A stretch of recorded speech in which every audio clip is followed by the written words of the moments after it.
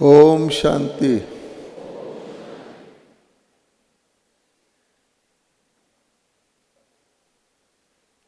अभी हम सुन रहे थे कौन कौन सी भाषा में कौन कौन से नंबर पर कनेक्शन करना है।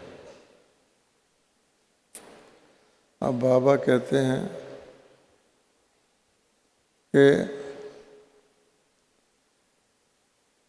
कलयुग में आके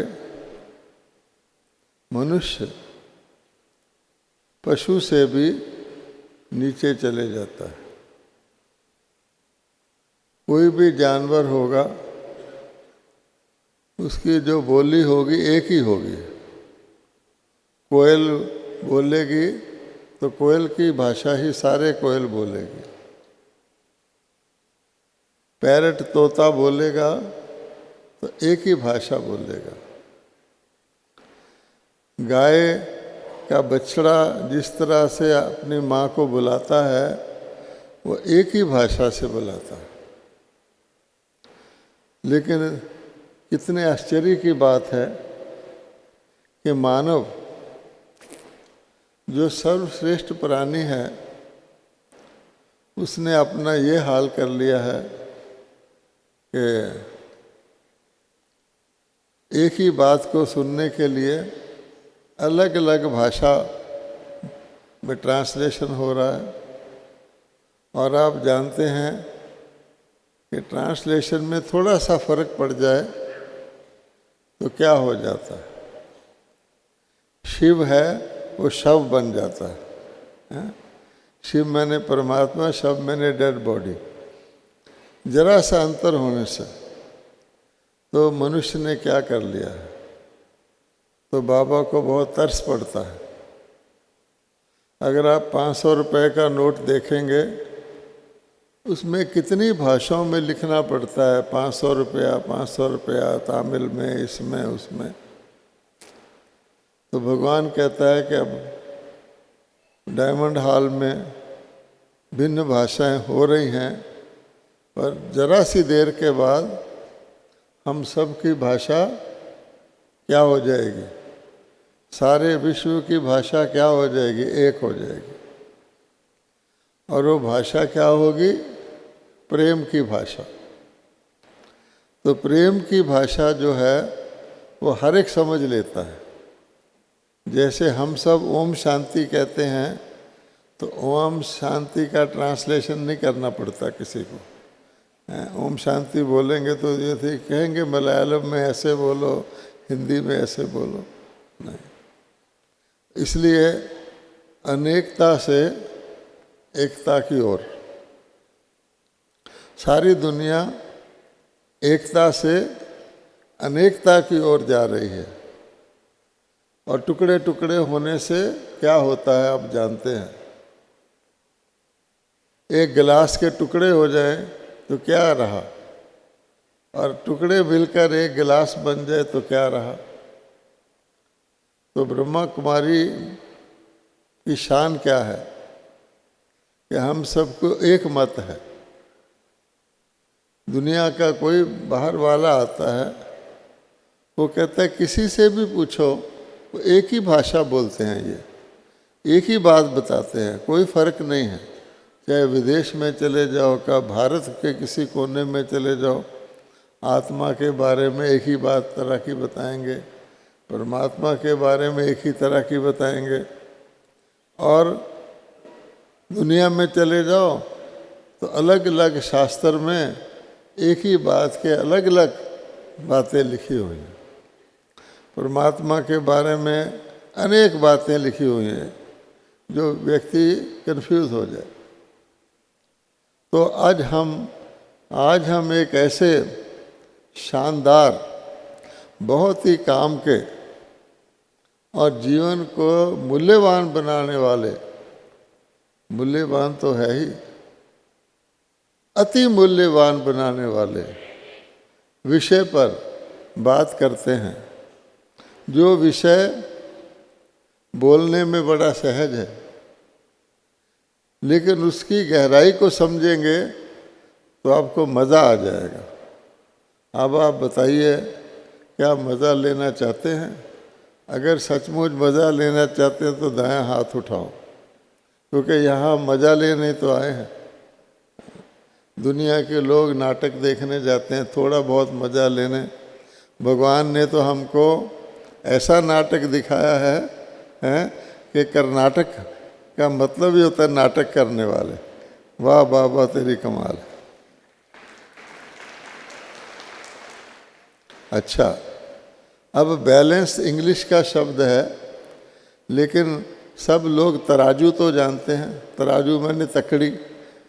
हम लोग कोई भी चीज़ खरीदते हैं, सब्जी से लेकर के सोना चांदी तक, तो बैलेंस होता है।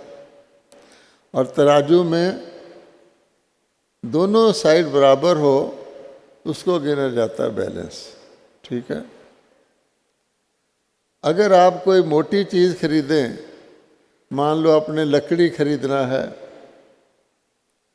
तो बैलेंस में अगर एक मन में 5 किलो इधर उधर भी हो जाए तो आपको कोई फर्क नहीं पड़ता। ठीक है। और हर व्यक्ति क्या चाहता है कलयुग में कि मेरी तरफ जरा पलड़ा ज़्यादा हो। दुकानदार चाहता है कि जो बाट डाला है उसकी भेंट में माल कम जाए, और कस्टमर क्या चाहता है कि माल थोड़ा ज़्यादा जाए। तो झुकता हुआ बैलेंस किसी को मिलता है कि भाई सब्जी लिया, थोड़ा मेरी तरफ झुकाव है, तो व्यक्ति खुश हो जाता है। इसी प्रकार जीवन में भी व्यक्ति ये समझते हैं ज़्यादातर कि प्रॉफिट का मतलब क्या होता है। प्रॉफिट मैंने मेरे तरफ पलड़ा है। हर लेबरर सोचता है मैं कम काम करूं, ज़्यादा पैसा लूं। हर मालिक सोचता है मैं कम पैसा दूं, ज़्यादा काम करवाऊं। तो हो गया बैलेंस। आज की दुनिया में ये है। तो आज का विषय ये है कि बिल्कुल पूरे बैलेंस हमारे अंदर कभी सपने में भी ना आए कि मेरी तरफ थोड़ा सा झुका हुआ हो। उसका क्या लाभ है? अब देखिए, अगर आपने चांदी खरीदना हो तो उसका बैलेंस कैसा होना चाहिए? सब्जी खरीदने के बैलेंस मोटा होता है, लेकिन चांदी खरीदने के बैलेंस में व्यक्ति सोचता है चांदी तो वैल्यूएबल चीज़ है, तराजू बहुत बहुत बहुत एक्यूरेट होना चाहिए। बेचने वाला भी सोचता और खरीदने वाला भी। उससे भी ज़्यादा अगर सोना खरीदना हो तो फिर कहेंगे कि बैलेंस बहुत ज़्यादा एक्यूरेट होना चाहिए। सोना तो बहुत महंगा है। आपने देखा होगा सड़कों पर, मार्केट में एक धर्म कांटा लगा होता है। उसका नाम होता है धर्म कांटा। अब उसका मतलब क्या हुआ कि ये धर्म कांटा है, बाकी सब अधर्म कांटा है। यही बात हुई ना। जैसे हम कहते हैं मंदिर है वो पावन जगह है, बाकी बाहर फिर क्या है। तो बाबा ने कहा है कि सतयुग में सारा ही शिवालय होता है। तो धर्म कांटा का मतलब ये है कि गन्ने वाले ने गन्ना बेचना है, गन्ना मिल वाले ने खरीदना है। तो गन्ने वाला अगर गन्ना मिल वाले के कांटे पर जाएगा तो धोखा खा जाएगा। लेकिन वो धर्म कांटा न्यूट्रल होता है, थोड़ा पैसा देने से वो बराबर तोलता है। इसी प्रकार से अगर आपने हीरा खरीदना हो तो कैसा कांटा होना चाहिए बताओ? हीरा खरीदने के लिए तो बहुत ही एक्यूरेट, ज़बरदस्त एक्यूरेट होना चाहिए, नहीं तो बहुत लाभ और बहुत हानि हो सकता है। अच्छा जी, अब आगे चलिए। अगर आपने अपने 21 जन्म का सौदा करना हो, 21 पीढ़ी का, तो कैसा कांटा होना चाहिए? हल्का मासा टेढ़ा, थोड़ा फर्क चल सकता है? नहीं चल सकता। इसलिए जिसको हम कहते हैं, बहुत सिंपल भाषा में हमारे ज्ञान की भाषा है, वो है न्यारा और प्यारा। सुना है ना आपने, न्यारा और प्यारा। और बाबा ने हमको कहा हुआ है कि न्यारा और प्यारा ही बैलेंस है। जो आत्मा न्यारा और प्यारा को समझती है उसके जीवन में ब्लेसिंग अर्थात आनंद ही आनंद है, आनंद ही आनंद है, अति इंद्रिय सुख है। परंतु शर्त यह है कि गलती से प्यारे के समय न्यारा ना हो जाए और न्यारे के समय प्यारा ना हो जाए, तो गलती हो जाएगी। हैं, बिजली की तार में आप पॉजिटिव में नेगेटिव जोड़ दोगे तो क्या होगा? शॉक भी लगेगा, फ्यूज भी हो जाएगा। इसलिए जीवन में आप गौर से देखो, अपने अच्छी तरह गौर से देखो। आज हम ब्राह्मण हैं, इतनी दूर से कर्नाटक से बाबा के घर में आए हैं, बाबा की वाणी सुनने आए हैं, बाबा के यज्ञ का वाइब्रेशन लेने आए हैं। तो ज़रा सोचिए कि सुबह से शाम तक हम न्यारा और प्यारा का बैलेंस कितना रखते हैं।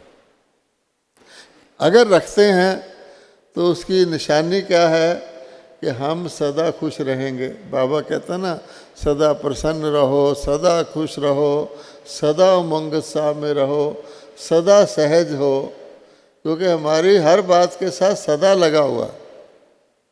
सदा थोड़ा बहुत तो दुनिया वाले भी मुश्किल करके कर लेते हैं, सदा, क्योंकि हमारा सतयुग में भी सब चीज़ सदा है। आप सोचिए कि क्या अगर आप सदा, आपसे कोई मिलने आया, कोई आपका प्रियजन है, कोई आपका टाइम वेस्ट करने आ गया, कोई आपको क्रिटिसाइज ही करने आ गया, कोई पड़ोसी की बात सुनाने आ गया, कोई व्यर्थ सुनाने आ गया, कोई आपका घृणा करने वाला आ गया, दो चार टोंट लगा गया। अब ऐसी स्थिति में क्या आप हर स्थिति में, क्योंकि ब्रह्मा कुमारी में सफलता का परिभाषा दूसरा है, दुनिया में सफलता का परिभाषा दूसरा है। दुनिया में सफलता है जहाँ आपका सम्मान हो जाए, जहाँ आपका लाभ हो जाए, है ना। उस्तत निंदा हानि लाभ जय पराजय, तो जहाँ उस्तत हो जाए, जय हो जाए और लाभ हो जाए वो अच्छा लगता है, और जहाँ हानि हो जाए और कहीं विजय ना हो तो बुरा लगता है। पर ब्रह्मा कुमारी की परिभाषा क्या है कि जो आत्मा उस्तति और निंदा, हानि और लाभ, जय और पराजय, मान और अपमान में बराबर रहता है, वो खुश रह सकता। नहीं तो मान के वक़्त आप खुश हो जाएंगे, अपमान होगा तो चेहरा लटका हुआ होगा, है ना। तो फिर तो वो बात नहीं रही, ज्ञान किस काम का। दुनिया के लोग, आप किसी को कहें पढ़े लिखे व्यक्ति को ब्रह्मा कुमारी का ज्ञान ले लो, तो कहेगा मैंने क्या करना है ज्ञान को, मुझे ज्ञान है ना, मुझे पता है गलत क्या है, ठीक क्या है, राइट क्या है, रॉन्ग क्या है, और क्या ज्ञान चाहिए। ब्रह्मा कुमारी मुझे क्या सिखाएगी? आध्यात्मिक कुछ बताएगी, पर भाव तो यही है कि अच्छे बुरे का पहचान होना चाहिए। मैं तो नॉलेजफुल हूँ, परंतु वो अपने आप को नॉलेजफुल के अभिमान में तो रखते हैं, लेकिन क्या अच्छा और बुरा जानने के बाद भी वो अच्छा करते हैं और बुरे से बचते हैं, कि ये कहते हैं अच्छा हो नहीं पाता, बुरा हो जाता है। सुबह आँख नहीं खुलती हैं, अमृत वेला होता नहीं, क्रोध आ जाता है। तो पता है क्रोध खराब चीज़ है, अमृत वेला अच्छी चीज़ है, तो नॉलेज का क्या फ़ायदा हुआ अगर जान के भी कर नहीं पाए। इसलिए भगवान कहता है कि इसके लिए, जिसको आर्ट ऑफ लिविंग कहते हैं, जीवन जीने की कला कहते हैं, राजयोगी जीवन कहते हैं, वो ये है कि हम बैलेंस का बहुत ध्यान रखें, क्योंकि दुनिया में तो बैलेंस सब्जी खरीदने के ही काम आता है, पर यहाँ पर तो 21 पीढ़ी के लिए हमारी प्रारब्ध बनाने के काम आता है। तो न्यारा और प्यारा, अब आप देखिए कि हमको कहा जाता है लव और लव का बैलेंस रखो और सीरियस और मनोरंजन का बैलेंस रखो, हर चीज़ में समय का भी बैलेंस रखो। परंतु वो बैलेंस रखो तब अगर हमको बैलेंस के महत्व का पता होगा। अब बैलेंस में क्या होता है, कहने को तो चीज़ थोड़ी और ज़्यादा होती है, लेकिन कई बार थोड़ी का और ज़्यादा का भी बैलेंस रखना पड़ता है। बैलेंस का ये मतलब नहीं है कि हर चीज़ का 50-50 हो, नहीं। आपके शरीर में बहुत सारे केमिकल हैं, ठीक है, उसमें साल्ट भी है, शुगर भी है, कई चीज़ें हैं, डॉक्टर बताते हैं। और उसमें थोड़ा सा मैग्नीशियम होता है, थोड़ा सा कुछ और फास्फोरस होता है। उसकी भेंट में शरीर के अंदर शुगर बहुत होता है, साल्ट बहुत होता है, लेकिन वो थोड़े से का बैलेंस भी चाहिए। अदरवाइज अगर थोड़ा सा मैग्नीशियम घट जाए तो बीमारियां हो जाती हैं। तो इसलिए थोड़े ज़्यादा नहीं देखना है। कोई भोजन भी बनाता है तो भोजन में कई चीज़ें ज़्यादा पड़ती हैं, कई चीज़ें कम पड़ती हैं। मान लो मिर्ची डालना है तो मिर्ची थोड़ी सी डालनी पड़ती है, लेकिन अगर कोई कहे कि मिर्ची भी उतनी डाल दो और घी भी उतना ही डाल दो तो क्या होगा। तो बैलेंस में फाइननेस चाहिए। और उसका फ़ायदा क्या है, अब आप सोचिए। परमात्मा के लिए कहा जाता है परमात्मा न्यायकारी भी है और परमात्मा दयालु भी है। कहते हैं कि नहीं, दया करो भगवान, परमात्मा कृपा करो, आप क्षमा के सागर हैं, आप दया के सागर हैं, आप करुणा के सागर हैं। रॉन्ग कहते हैं या राइट कहते हैं? क्या परमात्मा पिता दया का सागर है, करुणा का सागर है, क्षमा का सागर है कि नहीं है? जो कहते हैं है, वो दायां हाथ उठाओ ताकि पता लगे आप सुन रहे हैं। ट्रांसलेशन ठीक हो रहा है? ठीक है ना? अच्छा। दूसरी तरफ हम कहते हैं परमात्मा न्यायकारी है, परमात्मा किसी के साथ भी कंसेशन नहीं करता है, किसी को ज़्यादा जो एक्यूरेट है वो करता है, जरा भी किसी के साथ रहत नहीं करता, उसके कर्मों का एग्जैक्ट फल देता है। अब बताओ कि आप न्यायकारी और दयालु दोनों कैसे हो सकते हैं? या तो आप न्यायकारी हैं, बिल्कुल न्याय करते हैं कोई भी हो, या दयालु हैं तो दया करने वाले को तो न्याय के साथ थोड़ा थोड़ा कंप्रोमाइज़ करना पड़ेगा कि नहीं करना पड़ेगा? तो भगवान जी दोनों काम कैसे करता है? हर एक को पता है कि परमात्मा बिल्कुल ज़रा भी किसी से भी रहत नहीं करता। न्याय मैंने न्याय। साथ हम ये भी कहते हैं परमात्मा दया भी करता है। तो ये कैसे हो सकता है? लोग परमात्मा से दया मांगते भी हैं। अब मतलब क्या निकला कि परमात्मा करता तो न्याय है, लेकिन दया के साथ न्याय करता है। जैसे माता अपने बच्चे को लपड़ मारती है, लेकिन प्यार से मारती है। लपड़ खाने का अधिकारी है तो उसको चपट लगाएगी, लेकिन बीच में प्यार भरा हुआ होगा तो उसको लगेगा नहीं। शिक्षा भी दे रही है, मार भी रही है, लेकिन प्यार भी कर रही है। ये आर्ट माता को भी आता है। अच्छा, कोई दूसरा हाथ लगा के देखे तो फिर देखो क्या होता है। इसलिए परमात्मा को माता की कहा जाता है। तो कहने का भाव ये है कि बैलेंस का मतलब है हम इतनी गहराई से सोचें कि हमारा समय, संगम का समय, समय तो समय ही होता है, दिन में 24 घंटे ही होते हैं। सतयुग में भी 24 घंटे ही होंगे दिन में, तमो प्रधान कलयुग में भी 24 घंटे ही होंगे। कुछ फर्क है? सतयुग के 24 घंटे में और कलयुग के 24 घंटे में लाइफ में कुछ फर्क है कि नहीं है?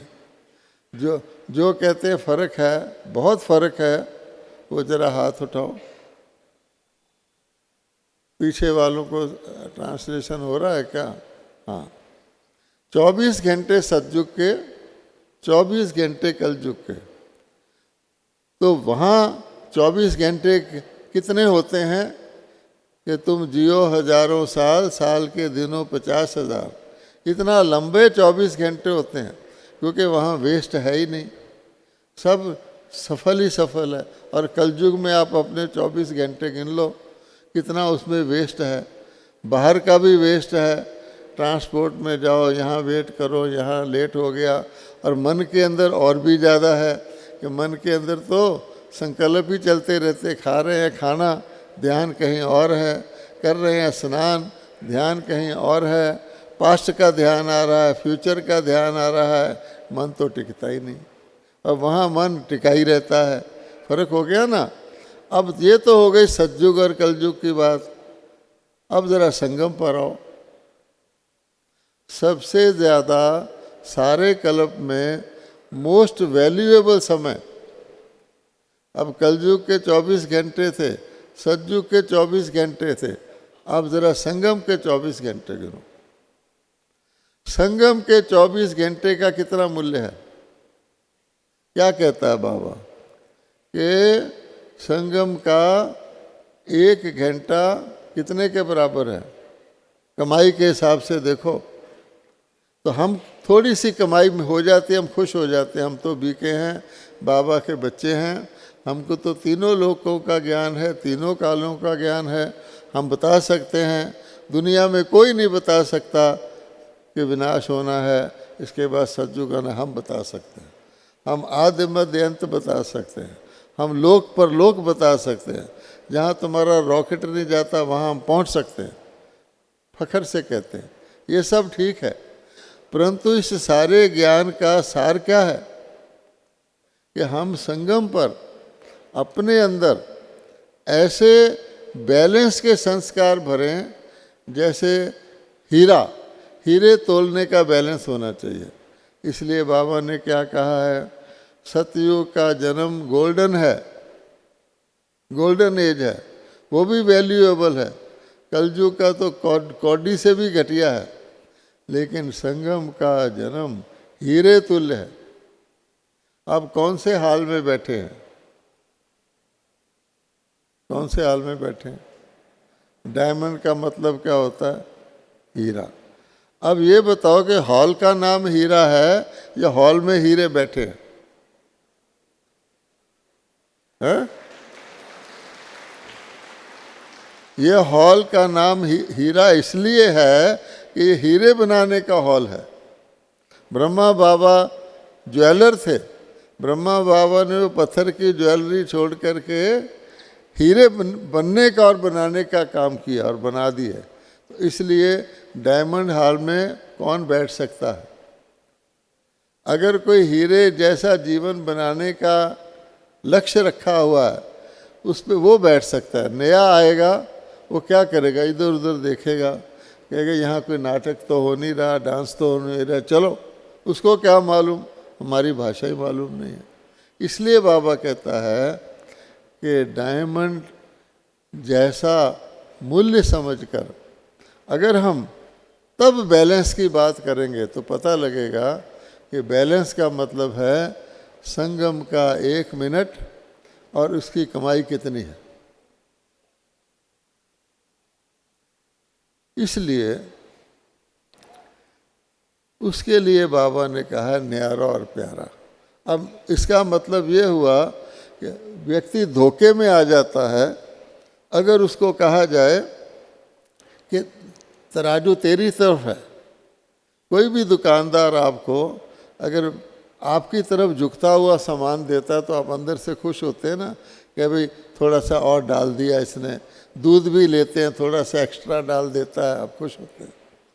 लेकिन बाबा कहता नहीं, यही धोखा है। क्योंकि न्यारा मीन्स जो न्यारा प्यारा भी हो, और जहाँ न्यारा होना है वहाँ बिल्कुल न्यारा हो जाए, बिल्कुल नष्टोमोह हो जाए। और जहाँ प्यारा होना है वो ये ना देखे कि ये व्यक्ति मेरे से घृणा करता है, ये व्यक्ति मेरा दुश्मन है, ये व्यक्ति तो इसके अवगुण इतने हैं ना, तो उसको कहा जाता है यानी प्रभाव में ना आना। तो इस ज्ञान का सबसे बड़ा पॉइंट क्या है? ब्रह्मा कुमारी के ज्ञान का सबसे बड़ा पॉइंट क्या है? यूँ कहें कि सबसे बड़ी शक्ति क्या है और सबसे बड़ी कमजोरी क्या है? आपको बहुत लिस्ट सुना सकते हैं आप, नहीं। सबसे बड़ी कमजोरी इस ज्ञान में है किसी को प्रभावित करना या किसी से प्रभावित होना। इसको नोट कर लीजिए, डायरी में नोट कर लीजिए, दिल में नोट कर लीजिए, क्योंकि ये बैलेंस के लिए बहुत ज़रूरी है। किसी को भी प्रभावित करना, अर्थात बृजमोहन भाई भाषण बहुत अच्छा करता है, ठीक है, मैं एग्जांपल दे रहा हूँ, सच्ची नहीं समझना। अच्छा, अब बृजमोहन भाई को नशा चढ़ जाए कि मैं ज्ञान बहुत अच्छा सुनाता हूँ, तो मैं ज्ञान सुनाते समय उनको बाबा से जोड़ने की बजाय लोग ये कहें कि बाबा की मुरली बहुत अच्छी है, उसकी बजाय को ये कह दे कि बृजमोहन भाई का भाषण या शिवानी का भाषण बृजमोहन भाई छोड़ दो, बहुत अच्छा है, तो क्या होगा बताओ? आप प्रभावित हुए? मुरली सुनाने में भी वो बहुत अच्छी मुरली सुनाता है, वो मुरली अच्छी नहीं सुनाता है। भाव क्या हुआ? हम मुरली सुन रहे हैं, हम चिट्ठी ले रहे हैं या डाकिए की ड्रेस देख रहे हैं? इसको कहते हैं प्रभावित होना या प्रभावित करना। तो प्रभावित होना भी नहीं, बाबा ने कह रखा है ऑलवेज सी फादर, और है ना, ये नहीं कहा कि always see A B C, क्योंकि और किसी को देखोगे उसमें कमजोरियां भी निकल आएगी। हमारे ज्ञान का लक्ष्य है सच्चाई, सफाई और सादगी, ठीक है। अब आप यहाँ आते हैं, आपको कोई ऐसा दृश्य दिख जाता है जिसमें आप देखते हैं ओहो हो, यज्ञ में ऐसा हो रहा है, ओहो हो, इतना ऐसा हो रहा है। अच्छा, अब क्या हुआ? आपने नुक्स देखा? नुक्स तो है, सब जानते हैं नुक्स है इसमें, पर भगवान कहता है कि नॉलेज मीन्स अच्छे बुरे को देखना और विजडम मीन्स सिर्फ अच्छे को देखना। Saraswati ji goddess of wisdom है, गॉडेस ऑफ नॉलेज नहीं है। हमारे सारे ब्रह्मा कुमारी ईश्वरी ज्ञान वाले हैं, हम साधारण ज्ञान वाले नहीं हैं। तो ईश्वरी ज्ञान का मतलब है एक ही रंग की ऐनक पहनना, एक ही रंग की, दो रंग नहीं। अर्थात अच्छे में भी अच्छा देखना, बुरे में और भी अच्छा देखना, अच्छा ही देखना, तो हो गया ना बेड़ा पार।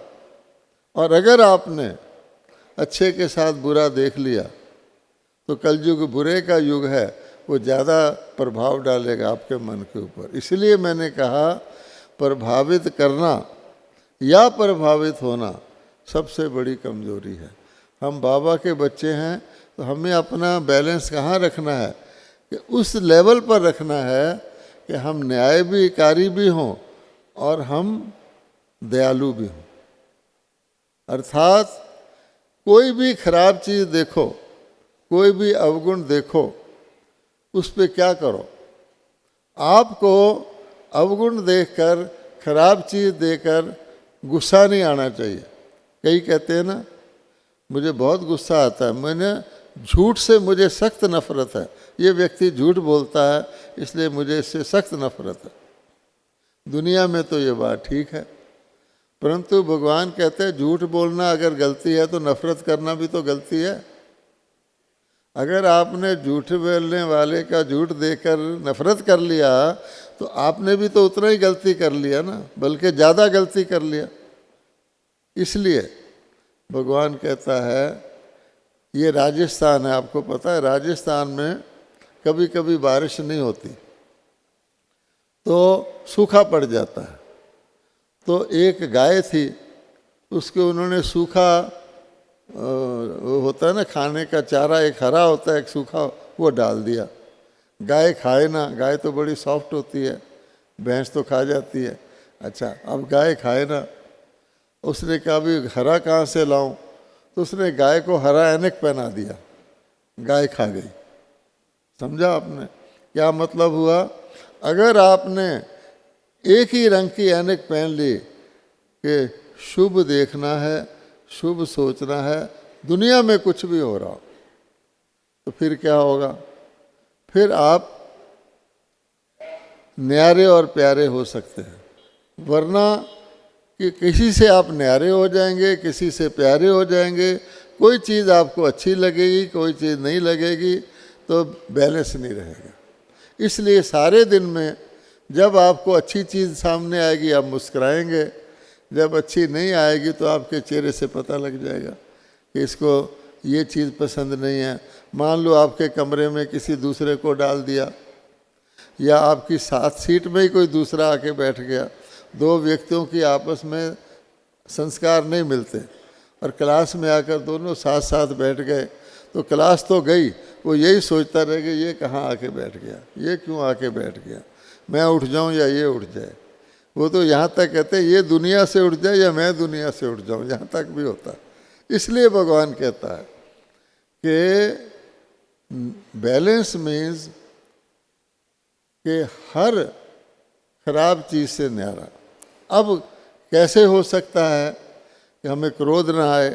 हम खराब चीज़ देख रहे हैं, अपनी आंखों से नुकसान होता देख रहे हैं, हम उस नुकसान को देखकर अपने मन में भावनाएं बना रहे हैं। मान लो आपको यज्ञ का पैसा कहीं वेस्ट होता हुआ दिखता है और आप बहुत कमाई मेहनत करके यज्ञ में पैसा देते हैं। आप यहाँ आए तो गुण ग्रहण करने के लिए थे, आपने कहा अरे इससे तो अच्छा मैं दूँ ही ना, क्या फ़ायदा है। अब आपने क्या गेन किया? आपने यज्ञ में जो अपना सफल करना था धन, अंदर कुछ और है। धन तो मृत्यु होने पर भी चले जाएगा, अंदर कुछ और है कि अंदर मन सोचता है जितना जरूरी है उतना दो, तो बहाना ढूंढ रहा है मन, आपकी बुद्धि को घुमा रहा है, ये बहाना करो ताकि तुम कम दो या ज़्यादा दो। तो ये क्या हुआ? इसलिए भगवान कहता है मुझे गुस्सा आता है। अब सबसे ज़्यादा किसको पता है कौन क्या कर रहा है? अभी कुछ दिन पहले मुरली आई थी कि बच्चे हिलते भी हैं तो भगवान ऊपर से देखता है कि मेरे बच्चे हिल रहे हैं। अब आप सोचो, वो तो ऑलमाइटी है, सर्वशक्तिवान है, उससे ज़्यादा तो हमको पता नहीं है कि गड़बड़ हो रहा है या क्या हो रहा है। तो भगवान कभी कहता है ऐ कलयुग तू यहीं रुक जा, तू घोर कलयुग मत होना, कहता है कभी? उसको पता है कि जब तक घोर कलयुग नहीं होगा पाप का घड़ा भरेगा नहीं, फूटेगा नहीं। तो भगवान मुस्कुराता है। इसलिए परमात्मा ने कहा है अगर आपको कोई चीज़ ठीक नहीं लगती उस पर गुस्सा नहीं करो, उस पर तरस करो। अगर आप तरस करेंगे तो आपका गुस्सा नहीं आएगा। तरस मैंने बेचारा इस वक्त अपने किसी के पर वश है, लोभ के वश है, अभिमान के वश है, मान शान के वश है, पर वश है, उस पर तरस करो। ये मत सोचो कि ड्रामा रॉन्ग है या मैं रॉन्ग हूँ, ये खास सोचने की बात है। एक बार मैं बहुत साल की बात है, आगरा के अंदर पहला बहुत बड़ा मेला लगाया गया। आगरा शहर जो है उत्तर प्रदेश में, और उसका गवर्नर लखनऊ में रहता है बहुत दूर, और उस मेले के उद्घाटन के लिए उन दिनों में गवर्नर आ रहा था। तो सारा मेला सेट था, गवर्नर ने शाम को 5 बजे आके उद्घाटन करना था। तो सारे बड़े बड़े महारथी उस मेले में आए हुए थे।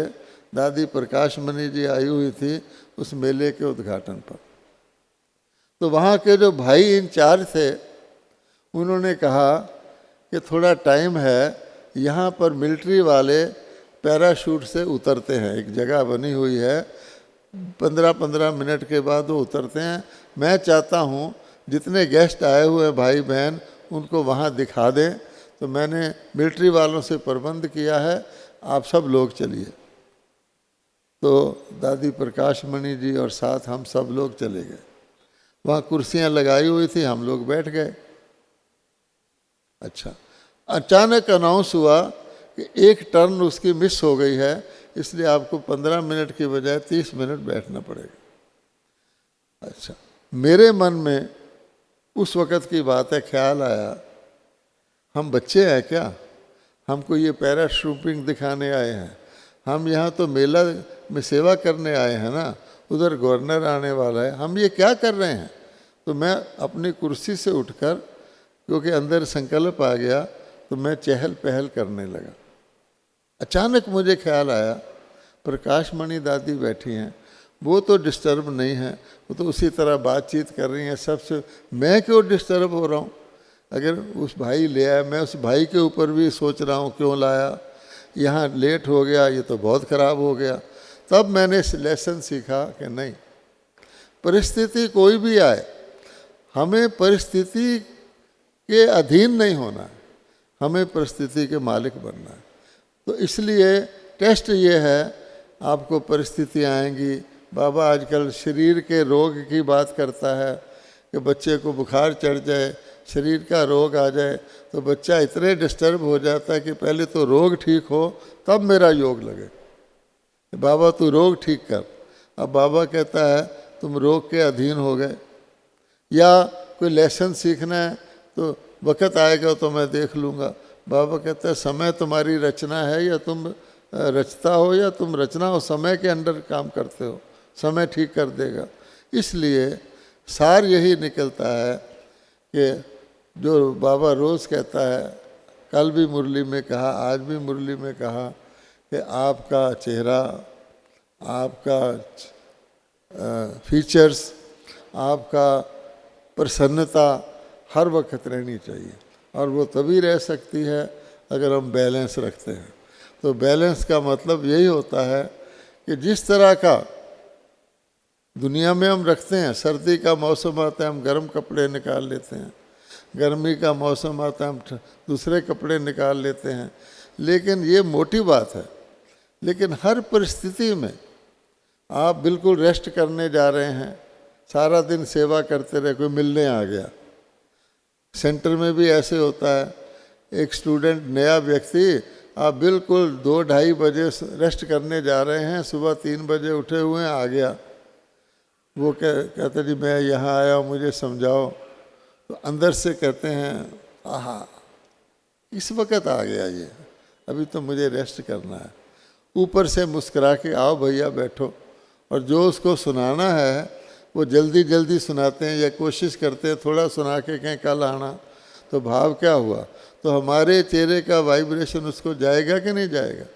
अब बाबा कहता है तुमको जो बहुत दूर का निशाना लगाना होता है, तुमको यहाँ बैठे मनसा सेवा करनी है, वाचा सेवा कितने की करोगे। तो मनसा सेवा तभी कर सकते हैं अगर हमारी मनसा क्लियर हो, अर्थात उसमें कोई सच्चाई यानी दिल से हो, ये नहीं कि मेरी ड्यूटी है इतने बजे तक इतने करना है। और मन की सफाई, मन के अंदर कोई उल्टा संकल्प ना आए। और सादगी, सादगी मैंने बाबा ने कह रखा है कि संगम युग पर तुम बैगर हो, जो बैगर बनेगा वही प्रिंस बनेगा। अगर आप बैगर नहीं बनते, ब्रह्मा बाबा खुद बैगर बना, सारे बच्चों को बैगर बनाया। पाकिस्तान में ब्रह्मा बाबा के पास बसें थीं, कारें थी, पूरे के पूरा फ्लीट था, सब जानते हैं उसकी हिस्ट्री। निर्मल शांता दादी जो बाबा की बच्ची थी, उसको बाबा ने सारी कारों का सिखाया हुआ था, नीचे लेट करके वो सफाई करना भी सिखाया हुआ था।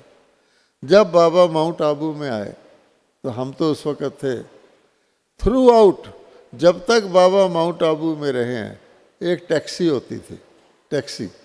वो भाई था आयदान उसका नाम था, चाहे बाबा को कहीं जाना हो, चाहे मम्मा को कहीं जाना हो, चाहे कोई वीआईपी आए उसको जाना हो, उस टैक्सी में जाता था।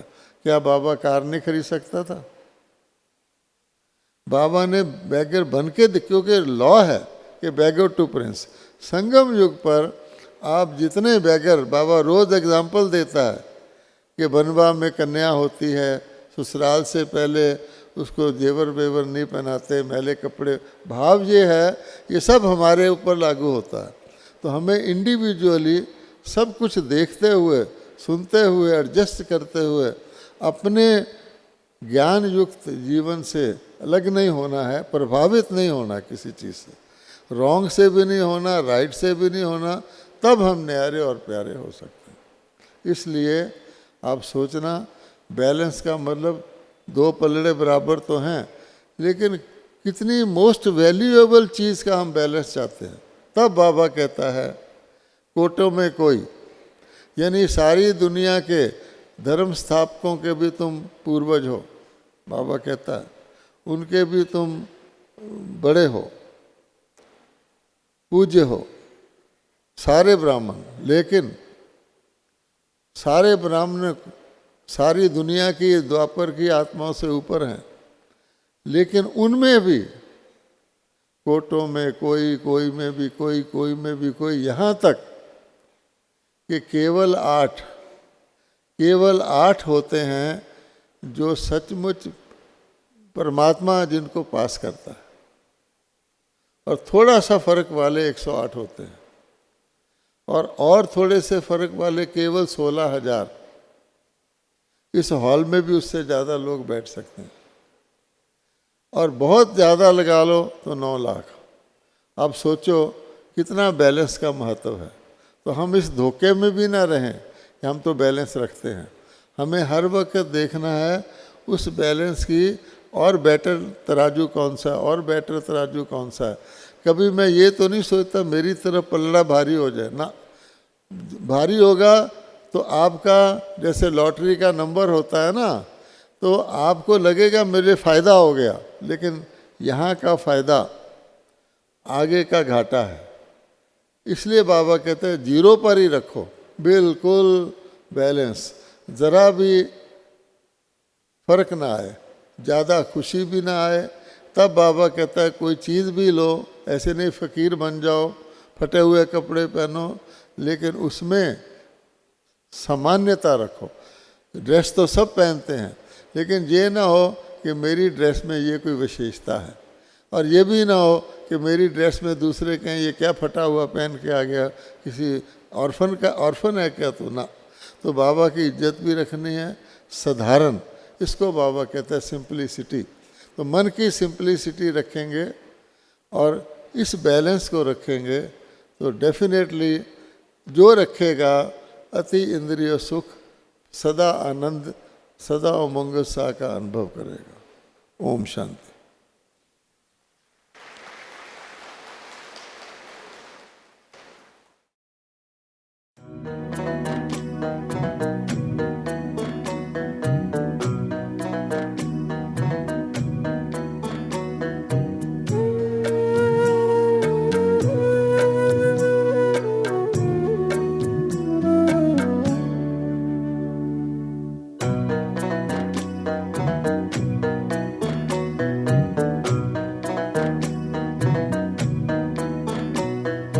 दिल की यही लगन है, मन का यही कथन है। दिल की यही लगन है, मन का यही कथन है। प्रभु याद में खोए रहे हम आपकी तरह,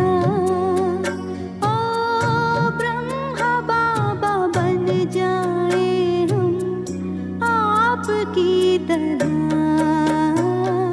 दिल की यही लगन है, मन का यही कथन है। दिल की